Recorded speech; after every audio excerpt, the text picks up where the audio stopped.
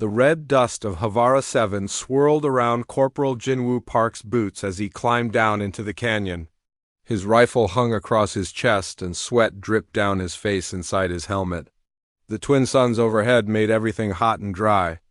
Behind him, his squad spread out across the rocky ground, checking every shadow and crevice. "Got the crash site ahead," Lieutenant Haewon Kim's voice crackled in his earpiece. 50 meters, stay sharp." Jinwoo nodded, even though she couldn't see him. 3 years in the Terran Defense Force had taught him to trust his instincts. Something felt wrong about this mission. The smuggler ship had crashed 2 days ago, but nobody had come looking for survivors. That wasn't normal. Smugglers usually protected their own. The wreckage spread across the canyon floor like a metal graveyard. Parts of the ship stuck out of the red sand at odd angles. Black scorch marks covered the hull where the engines had exploded. Jinwoo moved carefully, watching for booby traps or desperate survivors with weapons. "Team 2, secure the perimeter," Haewon ordered. "Team 1, with me, we're going inside." Jinwoo was Team 1. He followed Haewon toward a torn opening in the ship's side. The metal edges were sharp and twisted. Inside, emergency lights flickered, casting strange shadows. The air smelled like burned plastic and something else. Something rotten. They found Badas in the main corridor. 3 of them, not human. Their gray skin had turned darker in death, and their 4 arms were twisted at wrong angles. Jinwoo had seen dead aliens before, but it never got easier. He checked each one for signs of life anyway. That was his job as a combat medic, all dead for at least a day. "Keep moving," Haewon said quietly. The ship's interior was a maze of corridors and rooms. Most were empty or filled with worthless junk. Cheap weapons, stolen goods, fake identity chips, standard smuggler cargo. But as they moved deeper, Jinwoo noticed something strange. Some of the doors had heavy locks on the outside. "Prison locks, Lieutenant," he called out. The ship was carrying prisoners. "Hey, one came back to look." Her face went hard behind her helmet visor. "Traffickers, I hate traffickers." They checked each locked room. Most were empty. One had bones inside, old and picked clean. Jinwoo's stomach turned. Whatever these smugglers were doing, it was evil. The last door at the end of the corridor was different, newer, stronger. It had 3 separate locks, and the metal was reinforced. Someone had wanted whatever was inside to stay inside. "Cover me," Haewon said. She pulled out a breaching tool and started working on the locks. Jinwoo aimed his rifle at the door, ready for anything. His heart pounded in his ears. The first lock clicked open. Then the second. The third one was harder, but finally it too gave way. The door swung open with a groan dot at first. Jinwoo thought the room was empty. It was dark inside, lit only by a single red emergency light. Then he saw movement in the corner, something small. "Something alive. Hold fire," he said quickly, lowering his rifle. "It's a kid." He switched on his helmet light. The beam revealed a small figure huddled against the far wall, arms wrapped around its knees. Not human. The skin was pale blue, almost gray. The head was slightly larger than a human child's, with big dark eyes that reflected his light like a cat's. Those eyes were wide with terror. "Sweet mercy," Haewon whispered. "It's a child." Jinwoo slowly took off his helmet and clipped it to his belt. He knelt down, making himself smaller, less threatening. The child pressed harder against the wall, shaking. "Hey," Jinwoo said softly. "It's okay. We're not going to hurt you." The child didn't respond. Maybe it didn't understand. Jinwoo tried to remember the basic alien languages he'd learned in training, but his mind went blank. He was a medic, not a translator. Instead, he reached into his pack and pulled out a water bottle. Slowly, carefully, he rolled it across the floor toward the child. The little alien stared at the bottle, then at him, then back at the bottle.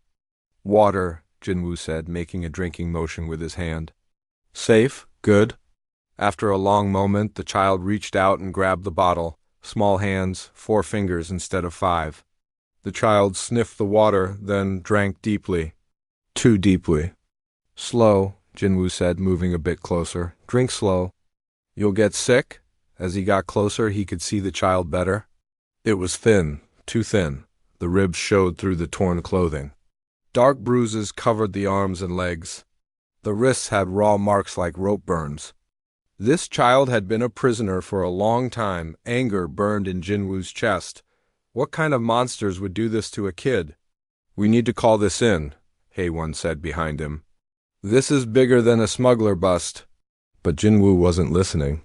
He was focused on the child.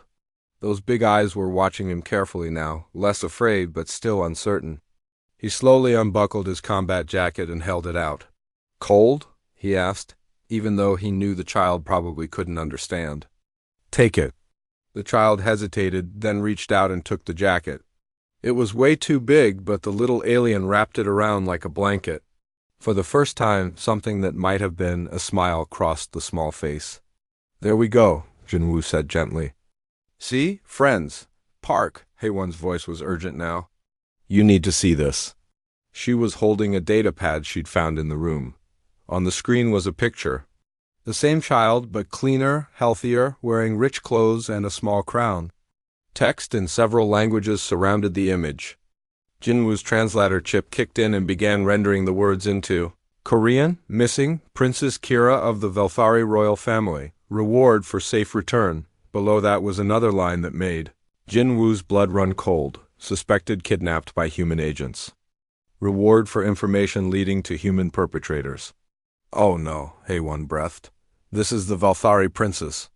"The one that went missing 3 months ago?" Jinwoo remembered now. It had been all over the news. The Velthari Empire claimed humans had kidnapped their princess. Earth's government denied it. Tensions had been rising ever since. Some people said war was coming, and here she was, in a smuggler's ship, looking at him with those big, scared eyes. "We have to get her home," Jinwoo said. "Command will want to." "Handle this carefully," Haewon replied, already on her radio. "This is a political situation." Jinwoo looked at Kira. She was just a scared kid. She didn't care about politics. She just wanted to be safe. He made a promise to himself right then. Whatever happened next, he would make sure this child got home to her mother. No matter what it took. "Safe now," he tried to say in broken Velthari, using his translator's best guess at pronunciation. "I help you home." Kira tilted her head, studying him. Then, very slowly, she nodded. It was a start. The forward operating base buzzed with activity when they returned. Soldiers ran between buildings, officers shouted orders, and vehicles roared to life. News traveled fast in the military. Everyone knew they'd found the Velthari princess. Jinwoo carried Kira in his arms. She wouldn't let go of him. Her small hands clutched his shirt, and she buried her face against his shoulder whenever someone new approached. Lieutenant Haewon led them straight to the medical building, clearing a path through the curious onlookers. "Make way," she barked. "Medical emergency?" Inside, Jinwoo laid Kira on a clean bed. She whimpered and reached for him immediately. He took her hand and squeezed gently. "I'm right here," he said. "These people will help you." The base doctor, a middle-aged woman named Dr. Yuna Lee, came in quickly. She was also the xenolinguist, one of the few people on base who could speak Velthari. She smiled at Kira and said something in the alien language, soft and gentle. Kira's eyes widened. She responded quickly, words tumbling out. Dr. Yuna listened carefully, nodding and making comforting sounds. "What's she saying?" Jinwoo asked. "She's asking if her mother knows she's safe," Dr. Yuna translated. "She's been gone for 3 months. The traffickers told her nobody was looking for her anymore. Told her she'd been forgotten." Jinwoo felt sick. "That's not true. The whole galaxy has been looking for her." Dr. Yuna spoke to Kira again, longer this time. The little princess listened, and tears began rolling down her blue-gray cheeks. But she was also smiling. "I told her the truth," Dr. Yuna explained. "That her mother has been searching everywhere. That the whole Velthari Empire has been demanding her return."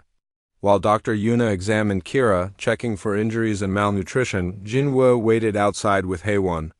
His best friend, Sergeant Taeyang-oh, found them in the hallway. "Is it really her?"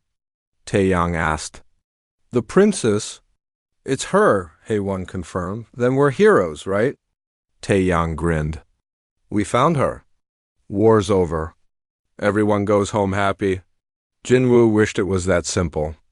But he'd been in the military long enough to know better.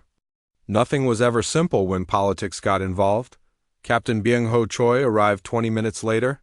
He was a tall man with hard eyes and a voice like gravel. He'd been a soldier for 30 years, and he trusted the military way of doing things. Nothing else. Where is she? He demanded. Being examined, Hae-won answered. She's malnourished and traumatized, but she recover. Good, I need her ready to travel in 2 hours. Jinwoo frowned. Sir, she needs rest. She's been held prisoner for 3 months. I don't care if she's been held for 3 years, Captain Byung-ho snapped. She's going to military intelligence. Headquarters on Earth. They need to debrief her before we hand her over to the Velthari. She's a child, Jinwoo said, his voice rising. Not an intelligence asset. She's a political situation, Corporal. And you don't have the clearance to question my orders. Jinwoo opened his mouth to argue, but Hae-won grabbed his arm. She gave him a warning look. Don't fight this. Not here. Not now. Captain Byung-ho left to make arrangements. Jinwoo paced the hallway, furious. Taeyang watched him with worried eyes. You can't save everyone, Jinwoo, his friend said quietly. She's just a kid who wants to go home. I know. But this is bigger than us. Dr. Yuna came out of the medical room an hour later. Her face was troubled. I need to speak with you, she said to Jinwoo. Privately. They went to her small office. Dr. Yuna closed the door and activated a privacy screen. Whatever she wanted to say, she didn't want anyone listening. Kira told me what happened, she began. The truth about her kidnapping. It wasn't us, was it? Jinwoo said. Humans, no and yes. Dr. Yuna pulled up a file on her computer. 3 months ago, a group of people who looked human attacked the royal transport.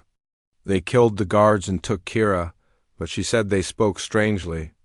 Their movements were wrong. She thinks they were wearing disguises. Mercenaries, Jinwoo said. Probably from the outer colonies. They're always causing trouble. Exactly.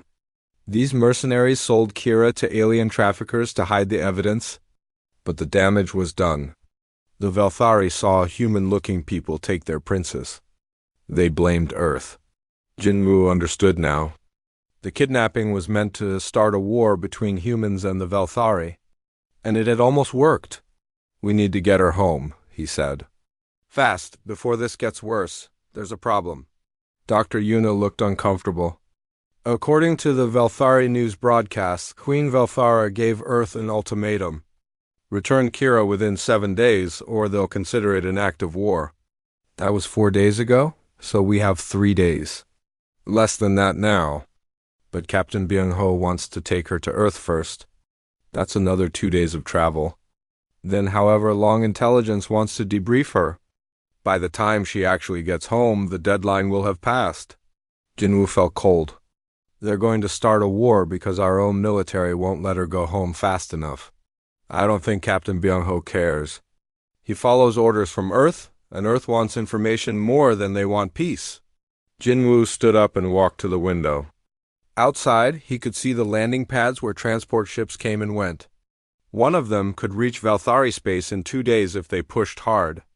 Kira could be with her mother before the deadline, but only if he did something very stupid. I need your help, he said to Dr. Yuna. What are you thinking? I'm thinking I'm going to get her home myself. Before the deadline. Before the war starts. Dr. Yuna stared at him. That's desertion. That's going AWOL. They'll court-martial you. You'll spend years in prison. Better than spending years in a war that killed billions because I didn't act. Jinwoo, will you help me or not? Dr. Yuna was quiet for a long moment. Then she sighed. What do you need? A ship. A pilot. And someone who can speak Velthari to help me communicate with Kira. I can speak Velthari, Dr. Yuna said.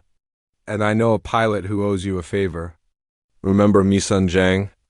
Jinwoo did remember. He'd saved Mi-sun's life 2 years ago during a pirate raid. She'd said she owed him one. He just never thought he'd actually collect. Can you contact her? She's docked at the civilian port. I'll send a message. Make it fast. We leave tonight. Dr. Yuna nodded and turned to her computer. Jinwoo went back to the medical room where Kira was resting. She was awake, staring at the ceiling. When she saw him, she sat up quickly and reached for his jacket, which she'd refused to give back. Jinwoo sat on the edge of the bed. He pulled out his datapad and used the translator to type a message. The screen showed both Korean and Velthari. I'm going to take you home to your mother. Do you trust me? Kira read the message slowly. Then she looked up at him and nodded firmly. Good, Jinwoo said, because we're about to break a lot of rules. That night, after the base had quieted down, Jinwoo made his move. Taeyang helped him, even though Jinwoo had told him not to. You're my brother, Taeyang had said. Brothers stick together, even when they're being idiots. They sneaked Kira out of the medical building while the guards were changing shifts. Dr. Yuna met them at the back gate with supplies and medical equipment. A young engineer named Subin Kwan was also there, carrying tools and spare parts. I heard what you're doing, Subin said. Every ship needs an engineer. You'll need me. Jinwoo wanted to say no, to keep these people safe from the consequences. But he knew she was right. He couldn't do this alone. Thank you, he said simply. They reached the civilian port an hour later. Misun Jang was waiting by her freighter, a beat-up old ship called the Lucky Star. It had seen better days, but Misun kept the engines running well. You've got guts, Jinwoo, Misun said. Stupid, but guts. Will you fly us? To Velthari space? Through military blockades and war fleets? She grinned. Wouldn't miss it. They loaded onto the ship quickly. Kira held Jinwoo's hand the whole time, looking around with wide eyes. She'd been a prisoner for so long, she'd forgotten what freedom felt like. As the Lucky Star lifted off into the night sky, Jinwoo looked down at the military base growing smaller below. He'd just ended his career. Maybe his freedom too. But when he looked at Kira's hopeful face, he knew he'd made the right choice. Hang on, kid, he said. We're taking you home. The Lucky Star shuddered as it jumped into hyperspace. Jinwoo held onto a support beam while his stomach did flips. He'd never gotten used to the feeling of faster-than-light travel, like being turned inside out and put back together in the wrong order. Kira whimpered beside him. Jinwoo put a hand on her shoulder. It's okay, he said. Just the jump? It'll pass. Dr. Yuna translated, and Kira nodded, though she still looked green. Jinwoo remembered that feeling from his first jump. He grabbed a medical bag and pulled out anti-nausea patches, sticking one behind Kira's ear. Within moments, her color improved. Better? He asked. She gave him a small smile and nodded. The Lucky Star wasn't built for comfort. It was a cargo freighter, designed to haul goods across star systems, not passengers. The crew quarters were cramped, the air recyclers made strange noises, and everything smelled like old engine oil. But it was fast, and right now, speed was what mattered. Misun Jang came down from the cockpit once they'd stabilized in hyperspace. She looked tired but satisfied. We're on course for the Velthari home system, she announced. 2 days if we push hard and don't stop. 3 if we have to dodge trouble. Military patrols? Taeyang asked. Human and Velthari both. The border zones are crawling with warships. Both sides are ready to shoot first and ask questions never. Can we avoid them? Jinwoo asked. Maybe. I know some old smuggler routes. Misun grinned. Don't ask how. The first day passed slowly. Jinwoo tried to make Kira comfortable in the small cabin they'd set up for her. She was still jumpy, startling at every strange sound. 3 months in captivity had left deep scars. Dr. Yuna spent hours talking with Kira, helping her process what had happened. Jinwoo listened to the alien words, wishing he could understand better. His translator could handle basic phrases, but not the complicated emotions Dr. Yuna was working through. She's strong, Dr. Yuna told him later. Stronger than most adults would be. But she's been through trauma. It'll take time to heal. Will she be okay? With her mother? With proper care? Yes, she'll be okay. That evening, Jinwoo tried to distract Kira from her worries. He pulled out a deck of cards from his personal bag and showed her a simple game. Go fish, easy rules, easy to play. Kira watched with fascination as he dealt the cards. Her four-fingered hands struggled at first, but she caught on quickly. Soon they were playing, with Dr. Yuna helping translate the card names. Do you have any threes? Jinwoo asked. Kira checked her cards and shook her head, making a sound like clicking. Dr. Yuna laughed. She said, go fish in Valthari. She's teasing you. Jinwoo pretended to be disappointed, which made Kira giggle. It was the first time he'd heard her laugh. The sound made everything worth it. They played for an hour. Kira won 3 games out of 5? She was smart, memorizing which cards had been played. When it was time for bed, she carefully tucked the cards under her pillow like treasure. Thank you, she said in halting Korean. The first human words she'd learned. You're welcome, Jinwoo replied. As Kira slept, the adults gathered in the common area. Subin had made coffee, though it tasted like burnt plastic. Nobody complained. It was hot and had caffeine. That was enough. We've got a problem, Misun said. I picked up chatter on the long-range scanners. Someone's tracking us. Military? Taeyang asked. Don't think so. The signature is wrong. Smaller ship, fast, could be pirates, but my gut says mercenaries. Jinwoo felt cold. The ones who took Kira originally. They know we have her. Makes sense, Misun agreed. If she talks, she can identify them. They can't let her reach the Valthari alive. How long until they catch us? At their current speed? 12 hours. Maybe less if they push their engines. Can we outrun them? Misun shook her head.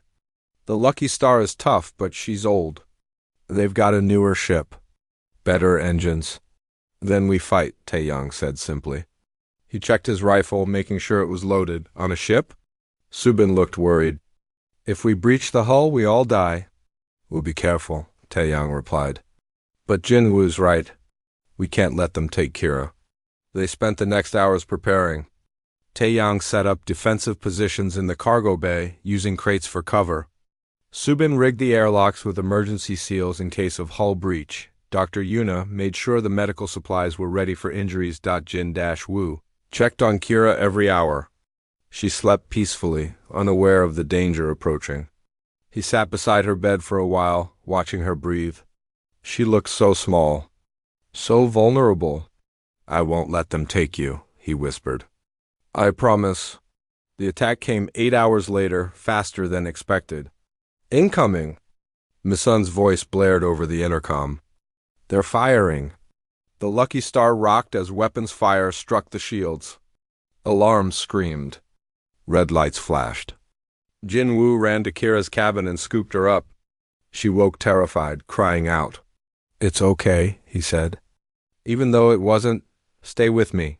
He carried her to the most protected part of the ship, a reinforced storage room near the engines. Dr. Yuna was already there with medical supplies. I've got her, Dr. Yuna said. Go help the others. Jinwoo hesitated, but Kira pushed him away gently. She said something in Valthari. She says go, Dr. Yuna translated. She says you have to protect everyone. Jinwoo nodded and ran to the cargo bay where Taeyang waited. Another impact shook the ship. Sparks flew from damaged circuits. The lights flickered. They're trying to disable us, Taeyang reported. Then they'll board. How many? Scans show 8 heat signatures, well armed. Not good odds. But Jinwoo had faced worse. The boarding came 15 minutes later. The mercenaries used a magnetic clamp to attach to the Lucky Star's airlock. They cut through the door with plasma torches, fast and professional. These weren't amateurs. The first mercenary wore heavy armor and carried an automatic weapon. Taeyang shot him twice in the chest plate. The armor absorbed most of the impact, but the mercenary stumbled back. Behind the blue crate? Jinwoo shouted. They took cover as gunfire filled the cargo bay. Bullets ricocheted off metal walls. One hit a hydraulic line, spraying fluid everywhere. The floor became slippery. Su-Bin appeared behind the mercenaries, somehow having circled around through the maintenance tunnels. She threw something small. A flashbang grenade. The explosion was deafening in the enclosed space. The mercenaries staggered, blinded and confused. Taeyang and Jinwoo used the opportunity to advance, firing carefully. 2 mercenaries went down. 3 more fell back to the airlock, but they weren't retreating. They were regrouping. "They're bringing up heavy weapons," Taeyang warned. "We can't hold this position." Jinwoo thought fast. The cargo bay had several exit points, but the mercenaries controlled the main airlock. If they fell back, the mercenaries would push deeper into the ship, closer to Kira. "Subin," he called into his com. "Can you decompress the cargo bay?" "What? Can you do it?" A pause. "Yes, but you'll need to seal yourself in the secondary corridor first. You'll have 30 seconds. Do it." Taeyang understood immediately. They ran for the corridor while firing to keep the mercenaries back. Subin sealed the door behind them just as she triggered the emergency release. The cargo bay doors blew open. Air rushed out into space, taking everything not bolted down with it. The mercenaries' magnetic boots kept them anchored, but their surprise gave Misun the opening she needed. The Lucky Star's engines roared to life. Misun hit the thrusters hard. The ship lurched forward, breaking free of the magnetic clamp. The mercenary ship, still attached by boarding lines, swung wildly. "Hold on to something." Misun's voice echoed through the ship. Jinwoo grabbed a railing as Misun pulled a maneuver that would have made professional pilots sick. The Lucky Star spun, twisted, and accelerated all at once. The boarding line snapped. The mercenary ship fell away, tumbling. "They're breaking off," Misun reported. "We're too damaged to chase, but they're too damaged to follow." Jinwoo ran back to the storage room. Dr. Yuna and Kira were huddled together, both shaking but unhurt. Kira looked up at him with those big eyes. "Safe?" she asked in Korean. "Safe," he confirmed, pulling her into a hug, but as Subin assessed the damage, her face grew grim. "We took heavy hits to the engine compartment," she said. "I can keep us moving, but not at full speed. The jump to Valthari space will take longer now. Maybe another full day." Jinwoo did the math in his head. They'd already used 2 days. Add another day of travel. That was 3 days total. They'd left with 3 days remaining before the deadline. Time was going to be very, very close. "Can you get us there?" he asked Su-Bin. She wiped grease from her hands and nodded. "I'll get us there. Even if I have to push these engines until they melt." Jinwoo looked at Kira, who was holding onto his jacket again. She'd been through another traumatic experience. More violence. More fear. But she was still here. Still fighting. "We're almost there," he told her through Dr. Yuna. "You'll see your mother soon." Kira nodded and held him tighter. The Lucky Star limped toward Valthari space. Damaged but determined. Behind them, the mercenary ship drifted in the dark. And ahead, across the stars, a mother waited for news of her daughter. The Lucky Star dropped out of hyperspace with all its alarms screaming. Red lights flashed across every panel. Smoke poured from the engine compartment. Subin had pushed the damaged ship as far as it could go, and now it was dying. "I see them," Misun said grimly from the cockpit. "Valthari warships? 20 at least. Maybe more." Jinwoo looked at the display screen. The Valthari home system spread before them, beautiful and terrifying. The planet itself was blue and green with 3 silver moons. But surrounding it was a military fleet that could destroy entire worlds, and every gun was pointed at the Lucky Star. "They're hailing us," Misun reported. "Multiple channels, all demanding we identify ourselves." Jinwoo took a deep breath. This was it. "No going back now. Open all channels," he said. "Let everyone hear this." Misun nodded and flipped the switches. Jinwoo spoke clearly into the comm. "This is Corporal Jinwoo Park of the Terran Defense Force. I am aboard the freighter Lucky Star. I carry Princess Kira of the Valthari royal family. She is safe and unharmed. I request permission to land and an immediate audience with Queen Valthara." Silence. Long and heavy. Then the comm exploded with voices. Valthari officers shouting in their language. Some demanding surrender, others calling for his execution. The translator struggled to keep up. "Weapons lock. Taeyang called out. They're targeting us. Wait. Dr. Yuna pushed forward to the come. She spoke in rapid Velthari, her voice urgent. Whatever she said made several of the voices pause. What did you tell them? Jinwoo asked. The truth. That Kira is alive and well. That we're here to return her safely. A new voice came over the come. Deep and authoritative. It spoke in accented but clear Korean. Human vessel, this is General Kale, commander of the Royal Fleet.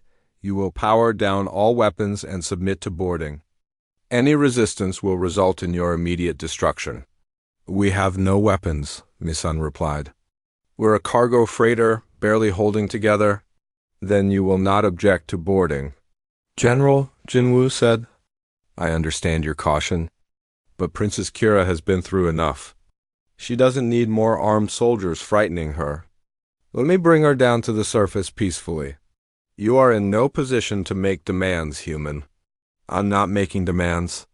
I'm making a request. For Kira's sake. Another long silence, then a different voice spoke. Softer but filled with authority that made even General Kale's sound weak. This is Queen Velthara. Corporal Jinwoo Park, is my daughter truly safe? Jinwoo felt his throat tighten. This was a mother's voice. Not a queen? Not a ruler? A mother who'd been searching for her child for 3 months. Yes, Your Majesty. She's safe. She's right here. I wish to speak with her. Jinwoo turned to Dr. Yuna. Can we set up a video link? On it, Subin said, already working the controls. They brought Kira to the cockpit. She'd been listening to everything, and her whole body trembled with excitement and fear. When the video screen flickered to life, she gasped. The woman on the screen was tall and elegant. With the same blue-gray skin as Kira, she wore robes of deep purple with silver threads. A crown of crystalline material rested on her head. But her eyes were red from crying, and her hands shook as she reached toward the screen. Kira, Queen Velthara whispered. Mother! Kira cried out in Velthari. She pressed her hands against the screen, tears streaming down her face. Mother, I'm here. I'm really here. The Queen's composure shattered. She wept openly, speaking rapidly in her language. Dr. Yuna translated quietly for the humans. She's saying she thought Kira was dead, that she'd searched everywhere, that she never stopped believing, but the hope was fading. She's thanking the stars that Kira is alive. Kira was speaking just as fast, telling her mother everything. About the kidnapping, the traffickers, the prison cell, and about Jinwoo finding her, protecting her, bringing her home. Queen Velthara looked at Jinwoo for the first time. Her expression was complicated, grateful but also suspicious. You are human, she said in Korean. Yes, Your Majesty. Your people were accused of taking my daughter. It wasn't us. Not really. The kidnappers wore disguises. They wanted to start a war between our peoples. And yet you risk your life to return her. Why? Jinwoo looked at Kira, who was watching him with those big, trusting eyes. Because she's a child who wants to go home to her mother? That's reason enough. Queen Velthara studied him for a long moment. Then she nodded slowly. General Kale, escort the human vessel to the palace landing zone. No one is to harm these people. They are under my personal protection. But Your Majesty, that is an order. The channel closed. Within minutes, Velthari fighters surrounded the Lucky Star, but they weren't attacking. They were escorting, protecting. Well, Misun said, that went better than I expected. The landing at the palace was unlike anything Jinwoo had ever seen. The building was massive, made of white stone that seemed to glow in the sunlight. Gardens surrounded it, filled with plants and colors that didn't exist on Earth, and everywhere, Velthari people gathered, watching the damaged human ship land with a mixture of curiosity and hostility. As soon as the Lucky Star touched down, soldiers surrounded it. They were in full armor, weapons ready. General Kale himself stood at the front, a tall Velthari with scars across his face and cold eyes. Disembark slowly, he ordered. Keep your hands visible. Jinwoo stepped out first, hands raised. Then came Taeyang, Dr. Yuna, Subin, and Misun. Finally, Jinwoo went back for Kira. She held his hand tightly as they emerged. The moment the crowd saw her, a sound rose up. Not quite a cheer. More like a collective gasp of relief and joy. Some people were crying. They thought she was dead, Dr. Yuna whispered. They're seeing a miracle. General Kale approached.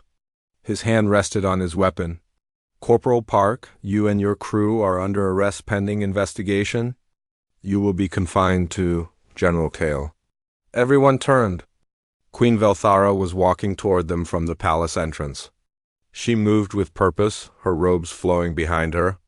Her face was a mask of control, but her eyes were fixed only on Kira.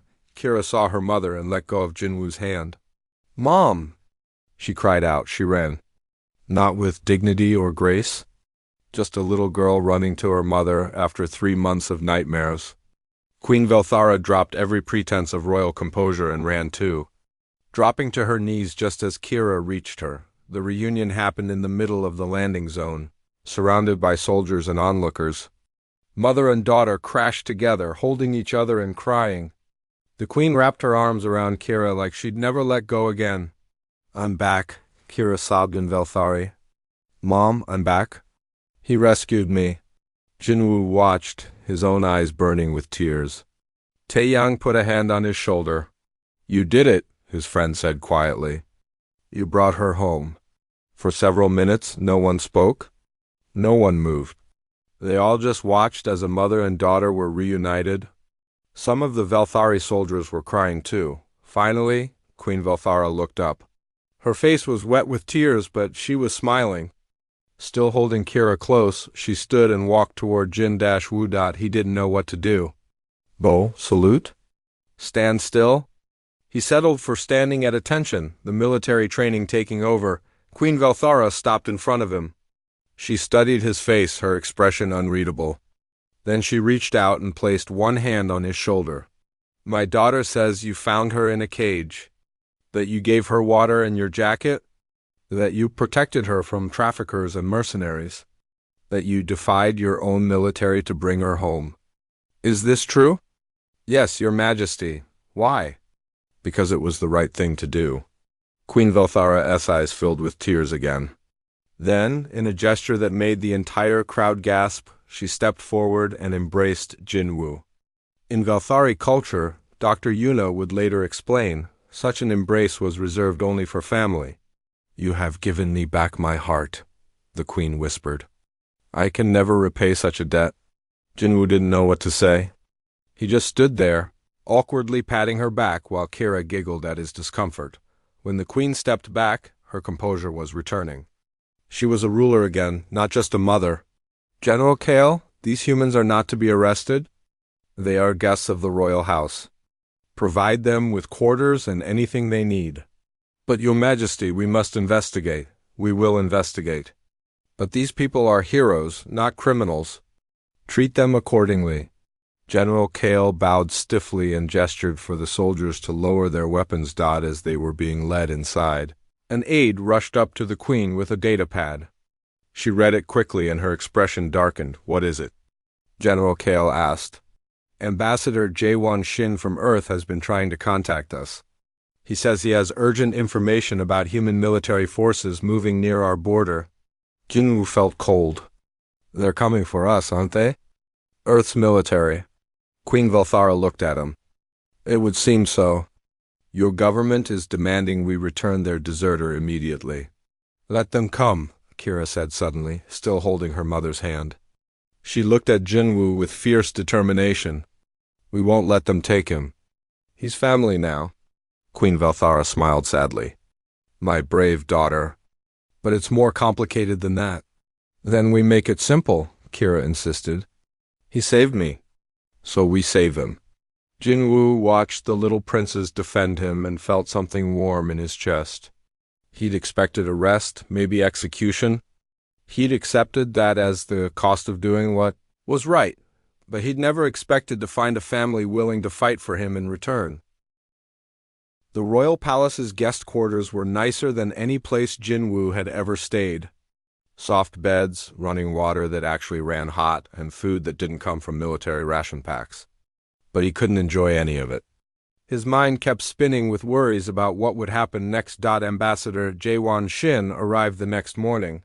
He was a slim man in his 50s, with tired eyes and the careful manner of someone used to navigating dangerous political waters. He found Jinwoo in the garden where Kira had been showing him her favorite flowers. "Corporal Park," the ambassador said. "We need to talk." Kira looked between them, sensing tension. Jinwoo squeezed her hand gently. "It's okay. Go find your mother. I'll come see you later." Kira nodded reluctantly and ran off toward the palace. Jinwoo turned to face the ambassador. "Am I under arrest?" "Technically, yes. Earth's military wants you court-martialed for desertion, theft of military resources, and about a dozen other charges." Ambassador Jaewon sat on a nearby bench. "But between you and me, you've created one hell of a diplomatic situation. How bad is it?" "Bad. Earth's government is furious that you went rogue, but they're also terrified because you've made them look terrible. You did what they couldn't or wouldn't do. You prevented a war." Jinwoo sat down beside him. "So what happens now?" "The Velthari are refusing to hand you over. Queen Velthara has declared you under her protection. If Earth wants you back, they'll have to go through her. And after 3 months of nearly starting a war over her daughter, she's not feeling very cooperative with Earth right now." "She's protecting me?" "You returned her child? In Velthari culture, that creates a life debt. She considers you family now. So does Princess Kira." The ambassador smiled slightly. "The princess has been very vocal about keeping you safe. She's threatened to run away again if anyone tries to take you." Despite everything, Jinwoo laughed. "She's stubborn. She's her mother's daughter." The ambassador's expression grew serious. "But there's something else you should know. The investigation into the kidnapping has revealed the truth. The mercenaries who took Kira were hired by separatist groups trying to start a war between humans and Velthari. We've arrested several conspirators on Earth. So we know who really did it. Yes, and more importantly, the Velthari know." "You were right, Corporal. This was all about starting a war. And you stopped it by simply doing the right thing." Jinwoo thought about the journey, the danger, the fear. Kira's small hand in his. "I'd do it again," he said. "I know. That's why Queen Velthara wants to speak with you. She's making an announcement today. You should be there." The throne room was packed with people. Velthari nobles in their finest clothes, military officers in dress uniforms, diplomats from a dozen different species, news cameras from across the galaxy. Everyone wanted to see what would happen next. Jinwoo stood with his crew near the front. Taeyang, Dr. Yuna, Subin, and Misun. They'd all risked everything with him. They all deserved to be here. Queen Velthara entered with Kira at her side.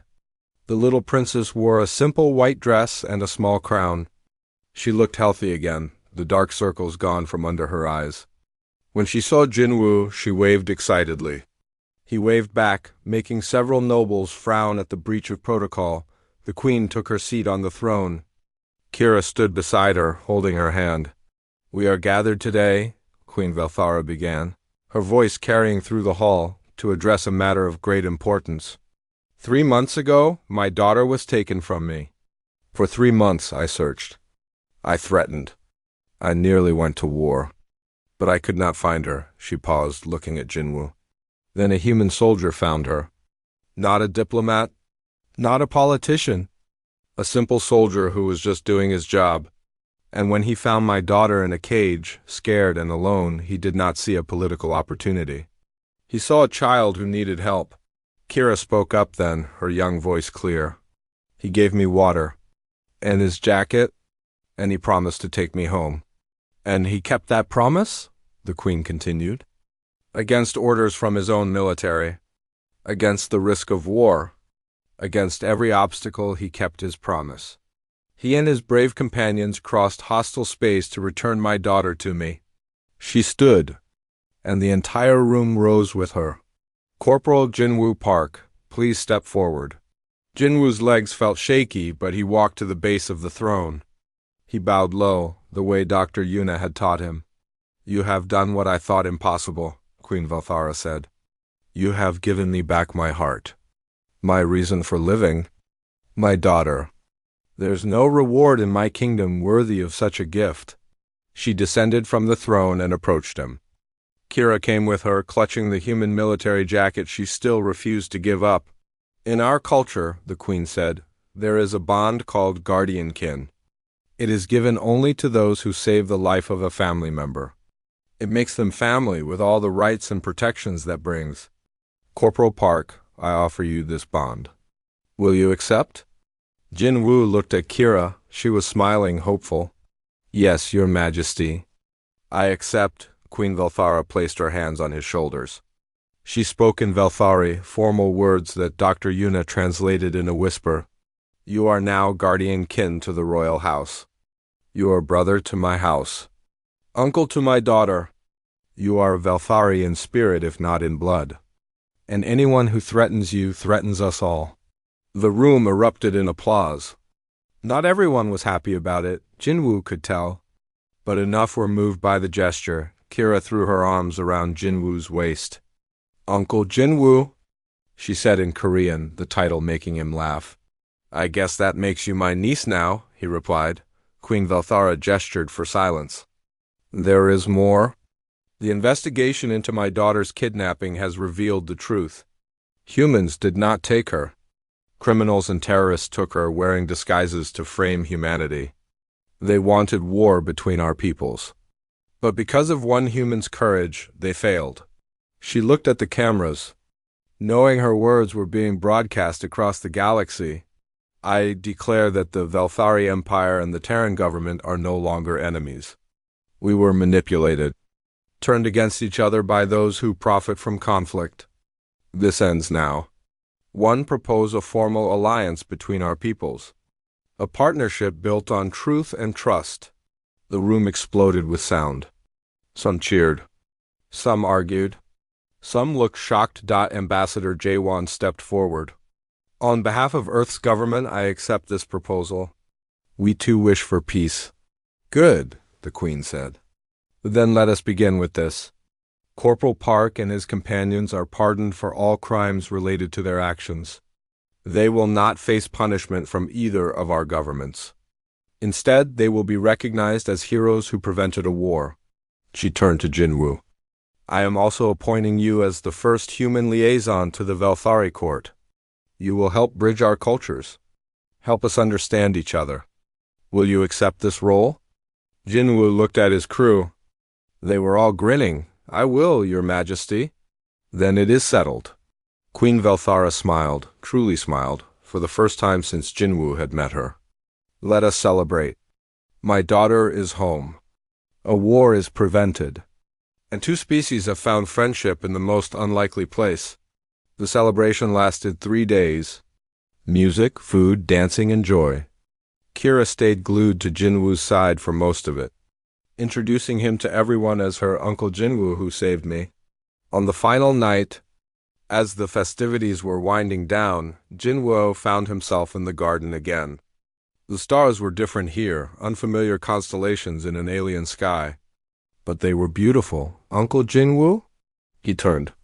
Kira stood there in her nightclothes, clutching his old jacket. Shouldn't you be in bed? He asked. I couldn't sleep. Too excited. She came and sat beside him on the bench. Are you going to leave? Eventually. But I'll come back. I work here now, remember? Good. She was quiet for a moment. I was so scared when they took me. I thought I'd never see Mother again. That I'd die in that cage. Jinwoo put his arm around her small shoulders. But you didn't. You survived. You were so brave. I was brave because you made me feel safe. Even when the bad people came, even when there was fighting, I knew you'd protect me. She looked up at him. You kept your promise. Always will, kid.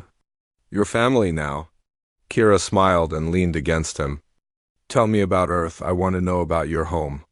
So Jinwoo told her. About blue skies and oceans. About snow in winter and flowers in spring. About his family, his friends, his life before all of this. Kira listened with wide eyes, asking questions about everything. It sounds beautiful, she said. Maybe someday I can visit? I'd like that. Queen Velthara found them there an hour later, both of them asleep on the bench. Kira was curled up against Jinwoo, still clutching his jacket. He had his arm around her, protective even in sleep. The queen smiled and draped a blanket over them both.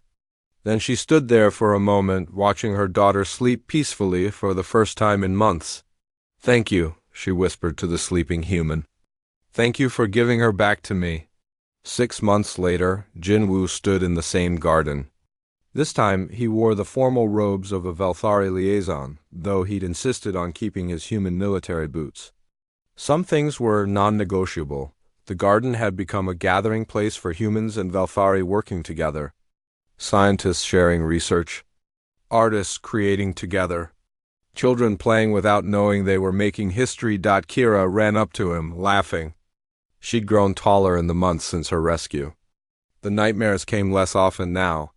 She was healing,